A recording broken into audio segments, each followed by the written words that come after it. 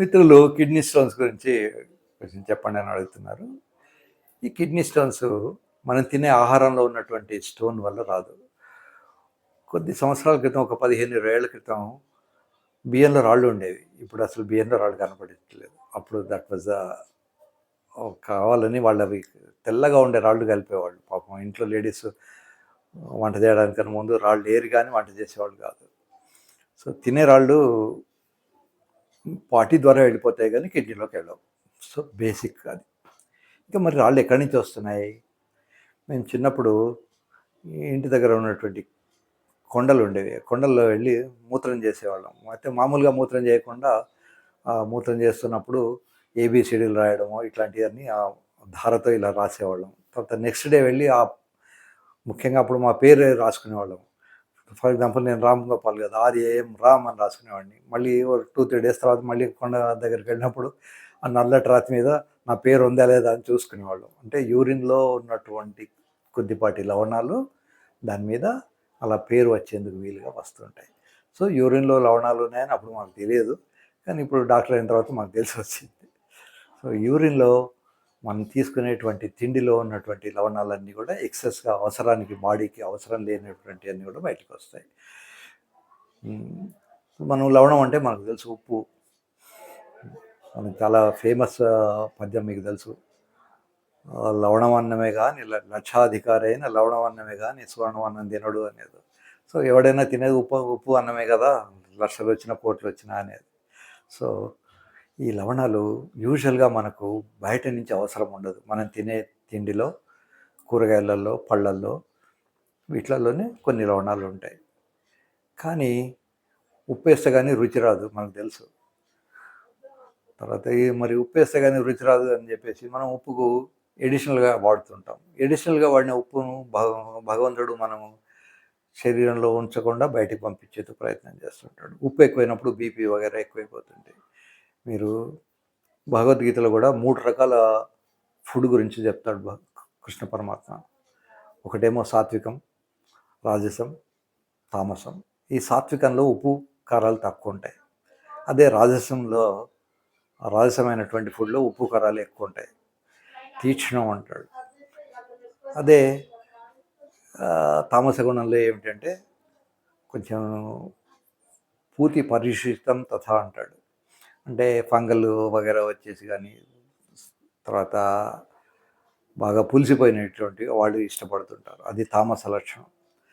So ఈ రాజస లక్షణం మనకు చాలామందికి, మనం అందరం రాజులమే. ఎస్పెషల్లీ మనకి ఇప్పుడు స్వతంత్రం వచ్చిన తర్వాత మనం ప్రతి వ్యక్తి కూడా ఒక రాజే. సో ఈ రాజస గుణం చాలా ఎక్కువ మందికి నమోదేసి ఉంటుంది.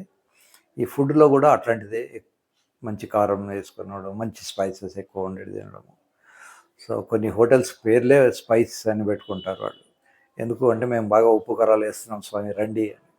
సో ఈ ఉప్పు కారాలు కానీ, వేరే స్పైసెస్ కానీ ఇవన్నీ వేసుకున్నప్పుడు ఉప్పు లేకుంటే అది కలవదు. ఊరికే కారం వేసుకోండి, మీరు తినలేరు దాంతో ఉప్పు కలిస్తేనే. కానీ ముఖ్యంగా ఆవకాయలలో మన తెలుగు వాళ్ళకు ఉప్పు చాలా సప్లై అవుతుంది బాడీకి, అవసరానికి మించి సప్లై అవుతుంది. దానికి తోడు మనం పప్పులలో, కూరగాయలలో మళ్ళీ ఉప్పు వేస్తాం. ఈ ఉప్పు ఎంత ఎక్కువైపోతున్నా కొద్ది బాడీకి, ముఖ్యంగా కిడ్నీస్కి ఒక ఛాలెంజ్. దాన్ని బయటికి పంపించేయాలి. కొద్దిమందికి దురదృష్టవశాత్తు ఈ పంపిస్తూ కూడా కొంత రాళ్ళు తయారైపోతాయి. ఎందుకు ఇలా అవుతున్నాయి అనేది మనం చెప్పలేము. ఒకటే ఫుడ్ తిన్నటువంటి ఇద్దరు అన్నదమ్ముల్లో ఒకటికి రాళ్ళు తయారైతే ఇంకొకటికి కావు. మరి వాడు స్పైసెస్ ఫుడ్ ఏది తింటున్నాడు, వీడు స్పైసెస్ ఫుడ్ ఏది తింటున్నాడు, అయినా కూడా మరి ఎందుకు వస్తున్నాయి అంటే శరీరతత్వం మనకి ఇంకా అందుబాటు కాలేదు, అర్థం కాలేదు. మరి రాళ్ళు వస్తే ఏమిటి, భయం ఎందుకు? భయపడాల్సిన పని ఏం లేదు. కానీ రాయి కదిలినప్పుడు మాత్రం విపరీతంగా నొప్పి వస్తుంది. ఎంత నొప్పి వస్తుంది? కాన్పు నొప్పి అంత నొప్పి వస్తుందట. మగవాళ్ళం కనుక మనకు కాన్పు నొప్పి అంటే ఏమిటో తెలియదు. సో కాన్పు నొప్పి విపరీతంగా ఉంటుంది. కిడ్నీ నుంచి యూరిన్ బయటికి రావడానికి మనకు ఒక 30 సెంటీమీటర్స్ సుమారుగా యూరెటర్ అనే ఒక గొట్టం ద్వారా కిందికి వస్తుంటుంది. ఈ 30 సెంటీమీటర్లు ఉన్నటువంటి యూరెటరు ఇక్కడ తయారైన రాయి ఇక్కడికి సడన్గా ఇలా మనం ఏదో గ్లాసులో వేసినట్టు జారిపోదు. పెరిస్టాల్సిస్ ఉంటారు, కొంచెం 1 మిల్లీమీటర్ జరిగి ఆగిపోతుంది, మళ్ళీ 1 మిల్లీమీటర్ జరిగి ఆగిపోతుంది. యూజువల్గా ఇది 3 చోట్ల ఆగుతుంది. ఈ ఫన్నెల్ లాగా ఉన్న చోట ఇక్కడ ఒకసారి, మధ్య ఈ వెసల్ క్రాస్ అయినప్పుడు ఒకసారి, ఈ యూవి జంక్షన్ అని ఇక్కడ ఒకసారి, ఇట్లా 3 సార్లు మనకు స్టోన్ ఆగిపోయే అవకాశం ఉంటుంది. ఎంత సైజు స్టోను న్యాచురల్గా పడుతుంది అంటే 5 mm స్టోన్ 90% పడుతుంది. ఇదే స్టోన్ కనుక 1 మిల్లీమీటర్ పెరిగితే 6 mm స్టోన్ పడితే 90% పడదు. So size of the stone very important. తర్వాత షేప్ ఆఫ్ ది స్టోన్, ఇలా పొడవుగా ఉన్న స్టోన్ కిందికి కదిలి వచ్చే అవకాశం ఉంటుంది. అదే పొడవుగా కాకుండా ముళ్ళుగా రఫ్గా రకరకాలుగా ఉన్న స్టోన్స్ పడవు. స్టోన్ పడనప్పుడు మరి ఏమవుతుంది? ఒకటేమో విపరీతంగా నొప్పి వస్తుంది, నొప్పి ఎక్కువైనప్పుడు వాంతి కూడా అవుతుంది. చాలామంది అనుకుంటారు దీనికి ఇప్పుడు యాంటీబయాటిక్స్ పెడితే పోతుంది. యాంటీబయాటిక్స్ పెడితే పోదు. ఇప్పుడు ఉన్న జనరేషన్ అదృష్టవంతులు. ఇప్పుడున్న ఏమిటి అంటే, ఇదివరకు ఆపరేషన్ చేసినప్పుడు మనం కట్ చేసి ఈ రాయి దగ్గరికి వెళ్ళి రాయిని దీన్ని కట్ చేసి తీసి ఇక్కడ 2 కుట్లు వేసేవాళ్ళం. ఇప్పుడు అట్లాంటి అవసరం లేకుండా భగవంతుడు ఇచ్చినటువంటి న్యాచురల్ రంధ్రం ద్వారానే ఒక చిన్న మెషిన్ వెళ్ళి లోపలికి ఇక్కడికి వెళ్ళి ఒకవేళ ఇక్కడ రాయి ఉంటే ఇక్కడ రాయిని కూడా కొట్టేసి చిన్న ముక్కలు చేసి వస్తుంది. చిన్న ముక్క కాగానే అది కిందికి బయటకు వచ్చేస్తుంది.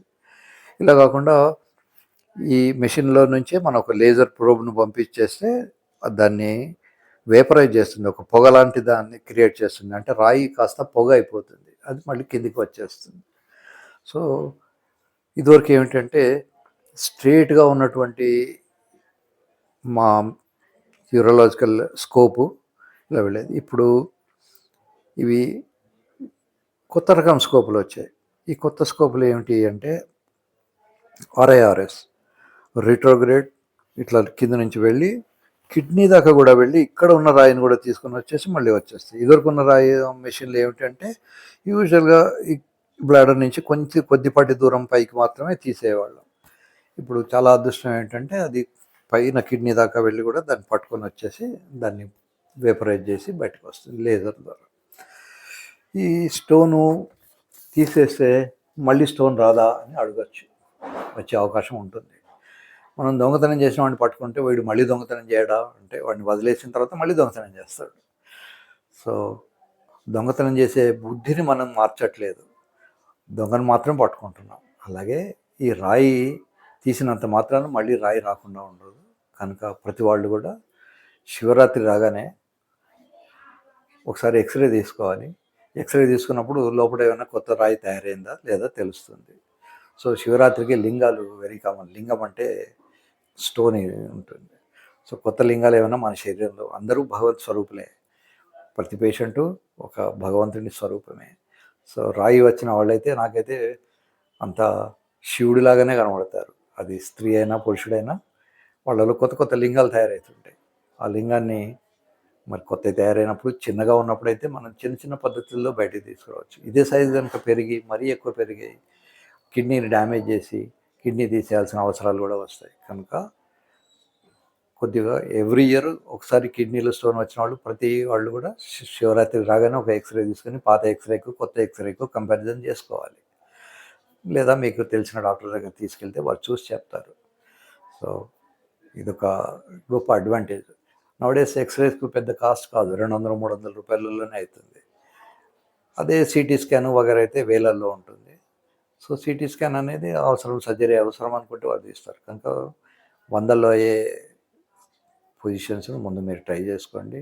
స్టోన్ పడిపోయేందుకు అవకాశాలు ఉన్నాయి, కొద్దిపాటి మందులు కూడా ఉన్నాయి. కొన్ని ఆయుర్వేదంలో కూడా క్లెయిమ్స్ ఉన్నాయి. పాషాణ భేది అని ఒక చెట్టు ఉంటుంది. వాళ్ళు అంటారు మనకు రాయి మీద చెట్టు రసం పిండేస్తే రాయి ముక్కలవుతుంది. కానీ ఈ పాషాణ భేది అక్కడికి ఎలా వెళ్ళాలి? ఆ కిడ్నీలో ఉన్నటువంటి స్టోన్ దగ్గరికి ఈ రసం అక్కడ ఎలా వెళ్తుంది? కనుక మనం నోట్లో వేసుకున్నది అక్కడికి ఎంత కాన్సన్ట్రేటెడ్గా వెళ్తుంది? ఇట్లాంటి కొన్ని క్వశ్చన్స్ ఉన్నాయి. సో మంచి రీసెర్చ్ కనుక జరిగితే ఈ పాషాణ భేది చెట్టు కూడా మనం ఫ్యూచర్లో వాడుకోవడానికి ఎంత కాన్సన్ట్రేటెడ్ వాడుకోవాలి, ఎన్ని ఆకులు తినాలి, వీడి బరువును బట్టి ఎన్ని ఆకులు తినాలి. వాడు 60 కిలోలు ఉంటాడు, వాడు 100 కిలోలు ఉంటాడు. సో 100 కిలోల వాడు ఏం తినాలి, 60 కిలోల వాడు ఎంత తినాలి, ఎన్ని రోజులు వాడాలి, ఇట్లాంటివన్నీ రీసెర్చ్ ఉంటాయి. ఇంతవరకు అవి నాకు తెలియదు. ఒకవేళ ఆయుర్వేదంలో ఏమైనా వస్తే వెల్కమ్. నిజానికి మన దేశంలో ఒకప్పుడు చాలా కల్చర్ ఉండేది. ముస్లిం ఇన్వేజన్ కన్నా ముందు మనకు ఆయుర్వేదము ఉండేది, మిగతా కల్చర్ ఉండేది, కామశాస్త్రం ఉండేది. ముస్లిం ఇన్వేజన్ తర్వాత ఇవన్నీ డిసప్పేర్ అయిపోయాయి. సో, మోస్ట్ నాలెడ్జబుల్ కంట్రీస్ ఒకప్పుడు మనదే అయినా గూడా ఇప్పుడు మనకు ఆ జ్ఞానం లుప్తమైపోయింది. కనుక ఇవన్నీ వచ్చేసి ఉంటాయి.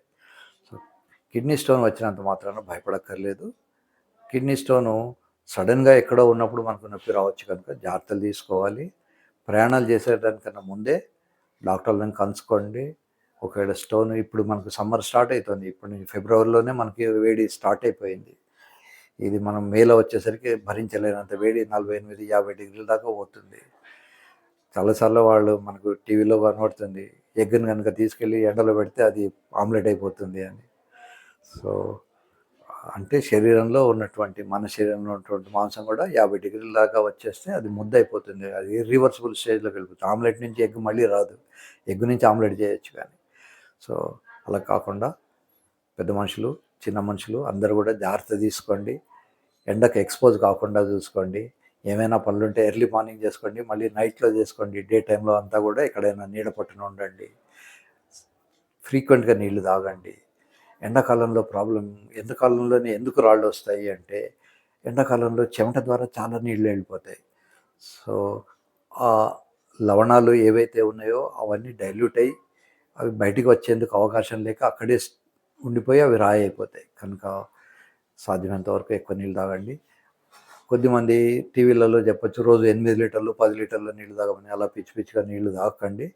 అలా 8 లీటర్ల నీళ్ళు తాగినప్పుడు శరీరంలో ఉన్నటువంటి ఎలక్ట్రోలైట్స్ అన్నీ కూడా డైల్యూట్ అయిపోతాయి. ఎక్కడ లేని నిస్సత్తువ వస్తుంది.